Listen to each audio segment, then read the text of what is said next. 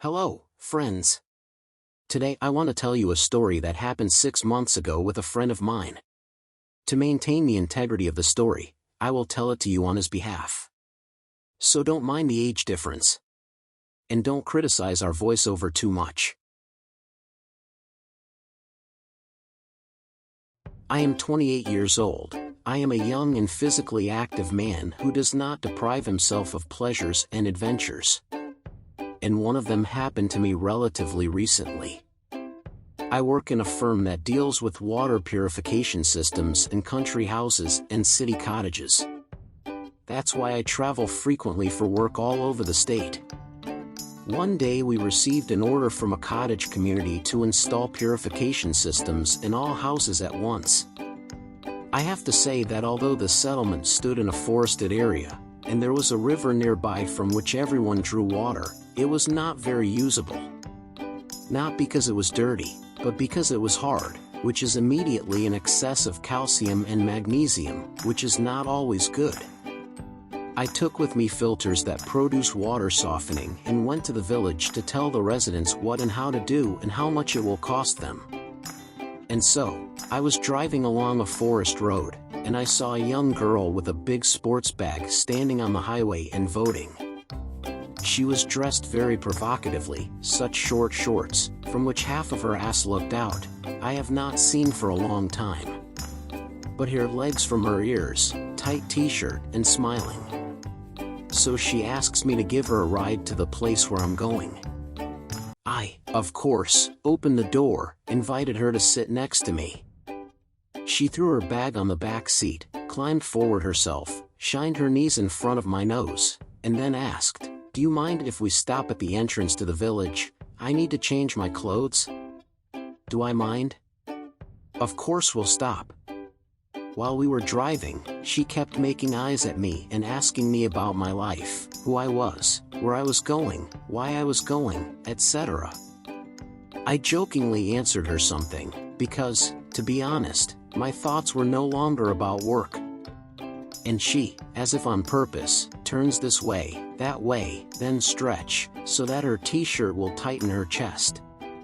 And then she climbed into the back seat to her bag and started twisting her ass in front of me. We were just at the turn to the village, so I turned around, pulled over to the side of the road, and stopped.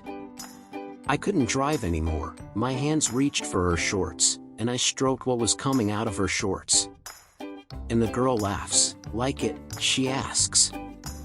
"I bet you do," I smirked. "Well, so iron boldly, why are you waiting for a special invitation?" I stroked her, pulled down her shorts, sat her on my lap, and didn't even ask her anything else. We started in the car, and ended on the hood. The girl was passionate, and eager for new positions and sensations. Then, barely out of breath, she got into the car, found her panties and shorts, took out her bag, said how lucky it was at the same time and changed my clothes. You started undressing me just in time. I was smoking, and she took off her t-shirt, stood naked and, not a bit embarrassed, in the bag digging, as if everything is so and so necessary. She took out a long sundress, a funny pink blouse, put it all on herself, and threw her shorts and t-shirt into the back. "Let's go," she said, "they're waiting for me at home." I dropped her off at the entrance to the village, and I went to the man from whom I had taken the order over the phone. We talked about everything, discussed it, and went to the houses, to see where there was something and to communicate with the residents. And here I am sitting in a neighboring house, talking to a nice lady. I tell her about filters. We're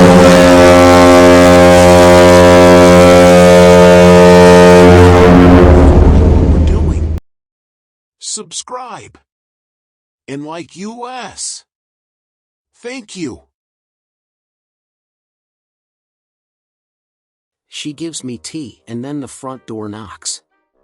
The lady, refined to the extreme, goes out into the hallway, then comes back and proudly informs me that it is her youngest daughter Charlotte, a person extremely nice and intelligent, studying at the conservatory, does not have bad habits, and in general all of herself a flower and an angel. I nodded in agreement, saying that there are such people, but it is rare nowadays. I agree without arguing. And then Charlotte steadily and leisurely enters the kitchen. The same one who was lying upside down on the hood of my car, squealing and swearing from the bottom of her heart.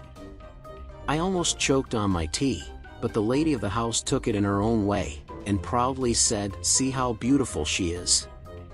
Again I did not argue. I nodded my head in agreement, and I did not know what to do, whether to laugh or to leave here as soon as possible. And when I went out on the porch and the landlady, having said goodbye to me, the door closed, from the window on the first floor looked out of the smart and beautiful woman, winked and said, "Say, as here again you will gather, call," and shoved a business card with a phone number in my hands. This is how we often manage to combine pleasant and useful in our business. Thank you if you've made it to the end. Subscribe so you don't miss anything. Bye!